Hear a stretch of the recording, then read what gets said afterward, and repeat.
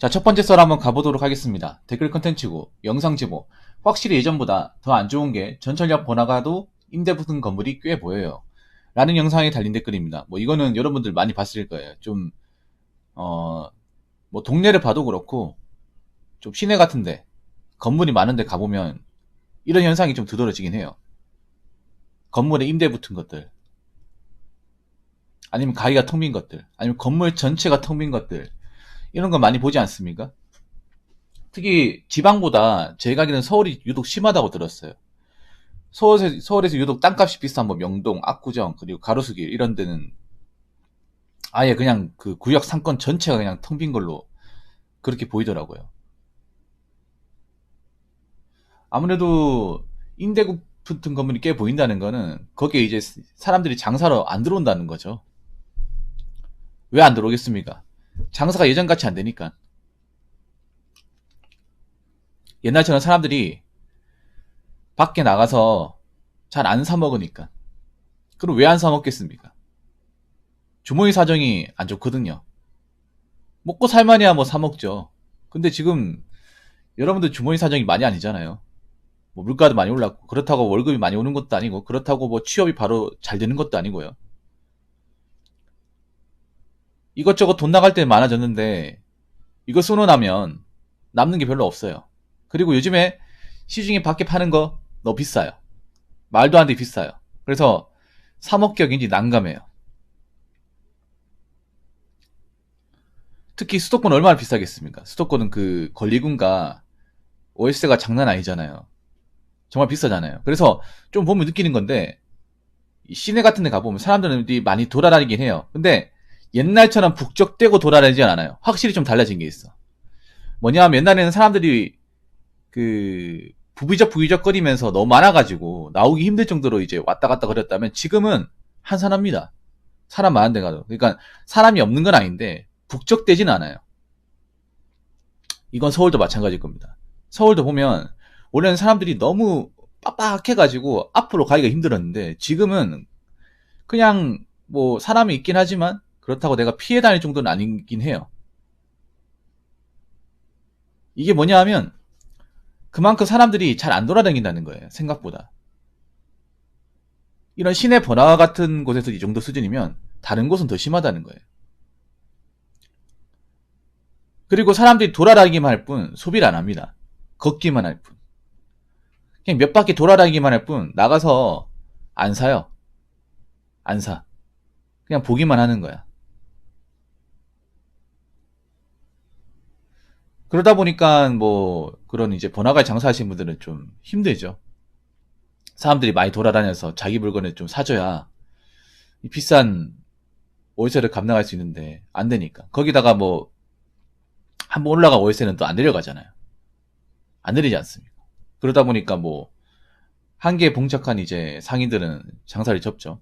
그런 장사를 접는 것이 한 곳 두고 많아지다 보니까 아예 건물 통째로 텅 비었고 한 군데 건물이 통째로 비다 보니까 옆에 그 옆에 계속 아예 덩어리째 텅 빈 곳도 있더라고요. 그래서 앞으로 이런 현상은 더 심해졌으면 심해졌지 덜하지 않을 거라고 생각합니다. 왜냐하면 가뜩이나 지금 경기가 안 좋아 사람들이 섣불리 돈을 쓰기가 좀 힘들어요. 김바람도 사먹기도 겁나잖아요.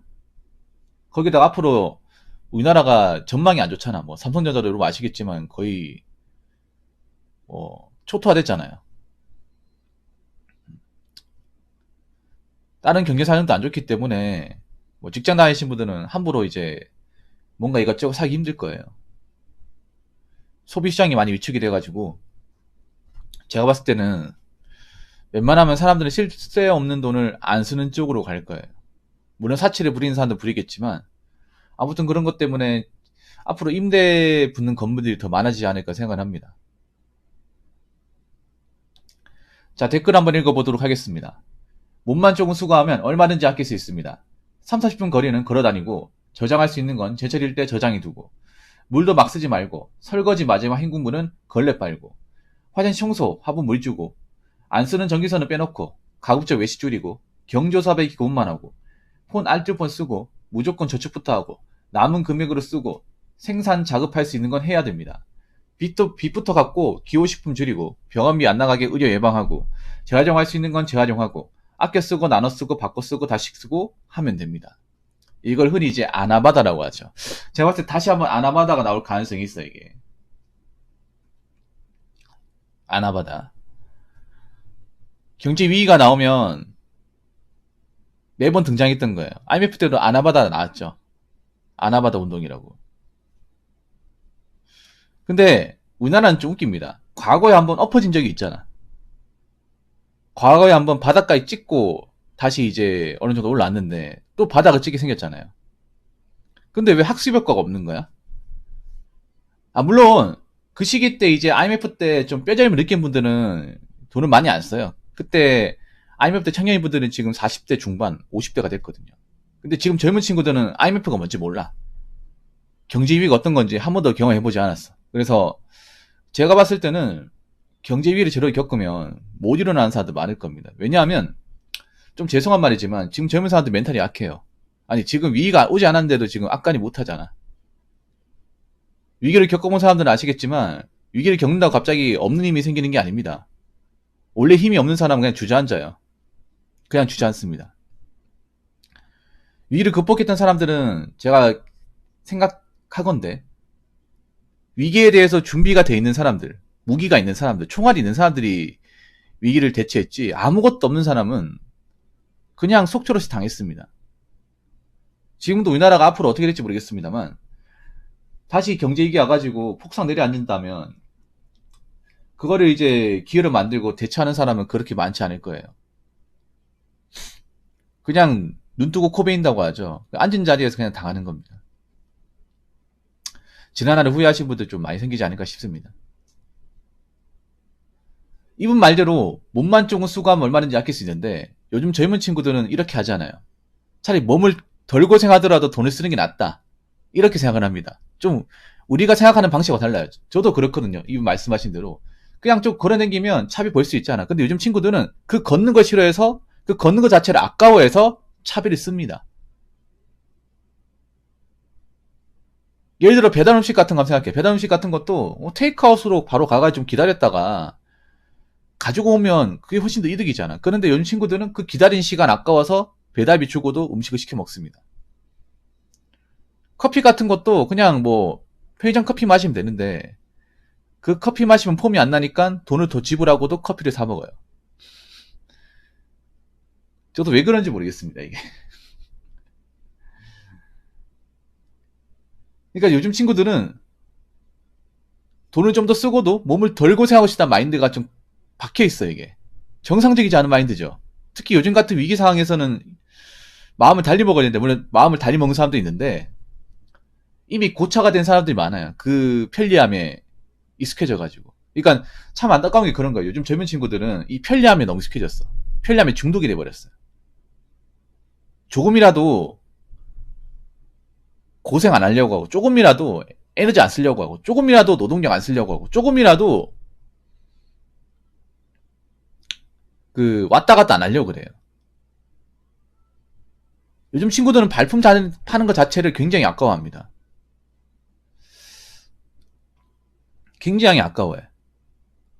왔다 갔다 걷는 것 자체를 아까워하고 동네 돌아다니는 것 자체를 아까워합니다. 그러다 보니까 돈이 더 나가요. 여러분 돈 아껴보신 분도 아시겠지만 돈을 아끼려면 부지런해야 됩니다. 굉장히 부지런해야 돼. 그러니까 그런 거예요. 역으로 생각합니다. 내가 좀 몸을 고생해서 돈 나가는 것들을 아껴야 돼요. 자린고비 관련 책들 보면 나와 있어요. 저도 책을 많이 읽었는데 돈을 아끼려면 내가 그동안 돈을 썼던 것들을 노동력으로 대체해야 돼요. 아니면 다른 물건들로 대체하거나 해가지고 돈이 나가는 것들을 막아야 돼요. 근데 요즘 젊은 사람들이 그걸 할까? 오히려 반대로 생각하는데. 반대로 생각하는데요. 그거 할까요? 이미 편리함이 익숙해졌는데. 참 이게 안타까운 게 뭐냐 하면 어렸을 때부터 뭔가 돈을 아껴본 사람은 이게 되는데 안 아껴본 사람은 이게 안 돼요. 안 아껴본 사람은. 어렸을 때부터 뭔가 편리함을 너무 당연하게 받아들이는 사람은 이게 안 됩니다. 갑자기 하라고 하면 경험이 없잖아. 그리고 지금 생활을 포기하라고 하면 죽는 줄 알아요. 아니 어떻게 스타벅스 커피 안 마시고 살아요? 어떻게 배달 음식 안 먹고 살아요? 아니 어떻게 어플 같은 거 안 쓰고 살아요? 인터넷 결제 같은 거 안 하면 어떻게 살려고, 이렇게, 어떻게 살려고 얘기하면 어떻게 살려고. 살 수 있거든요? 좀 불편하긴 해. 살 수 있는데, 그거 없다고 죽는 줄 알아요, 진짜로. 예를 들어 스마트폰은 잠깐 없어져도 못 써도 금날 현상 장난 아니잖아. 없다고 해서 내 인생이 작살나는 게 아무것도 없거든요? 없는데, 그거 하나 못 쓴다고 막, 안절부절 못 하잖아요. 그게 요즘의 젊은이들 현실입니다. 이분 말대로 해야 돼. 이분 말대로. 이게 근데 여기 적힌 게 굉장한 내공입니다. 30분 거리는 걷고 저장할 수 있는 거 저장해두고 물 아끼고 그리고 물 헹구고 걸레 빨고 청소하다 남은 물 주고 전기선 다 빼고 외식 줄이고 이거 정말 간단한 건데 이 간단한 걸 하러가 못할 겁니다. 열하면 못할 거예요. 왜냐하면 이거 쉽지 않습니다. 이거 쉽지 않아요. 이거 해본 사람만 하는 겁니다. 정말로. 해본 사람만. 다 하는 게 아니에요.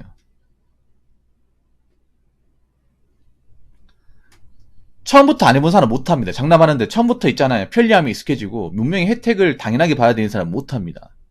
이것도 소식적 해본 사람이 있는 사람이 하는 거예요. 경험이 있는 사람이. 한번 보세요, 여러분. 경제 위기 와도 이렇게 하라고 해도 못하는 사람들 많을 겁니다. 지금 안타까운 게 뭐냐면 지금 젊은 친구들 위기가 왔음에도 내가 어떻게 해야 될지 몰라요. 내가 어떤 준비를 해야 되고 어떻게 대비책을 맞아야 되는지 모릅니다. 한 번도 배운 적이 없거든요. 그리고 그렇게 사는 것 자체를 굉장히 불이익으로 봐야 돼요. 왜냐? 뭔가 스마트폰으로 앉아자리에서 뭐 게임하고 토트하고 이런 것들 너무 당연하게 받아들이기 움직이지 않고 뭔가 하는 것들을 일상으로 여기기 때문에 뭔가 움직이고 하라고 하면 그거 왜 그렇게 해야 돼? 라고 되묻는 게 요즘의 현실이에요. 쉽지 않을 겁니다. 이분 말한 대로 하려면 부지런해야 돼요. 굉장히 부지런해야 됩니다. 정말로.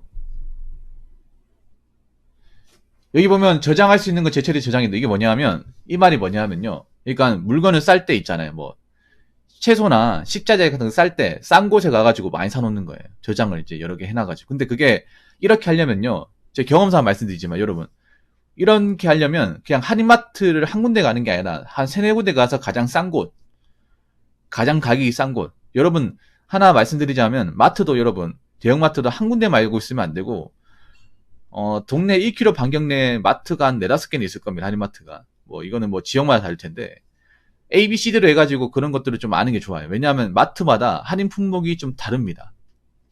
채소가 싼 마트가 있고 고기가 싼 마트가 있고 라면이 싼 마트가 있고요. 과자가 싼 마트가 있습니다. 이런 것들을 좀 공략을 하듯이 하면 생각보다 장 보는 비용이나 그 식비를 좀 아낄 수 있습니다. 물론 이게 엄청나게 크게 아낀다고 볼 수는 없지만 그래도 확실히 아껴지긴 해요. 진짜로.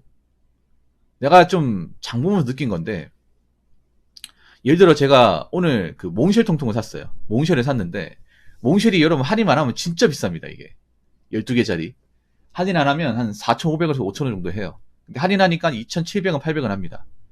1,700원이죠. 편의점 가서 하면 거의 5,000원 돈 할 겁니다. 몽쉘 통통이. 이게 할인하고 안 하고가 정말 엄청나게 엄청나게 차이가 커요.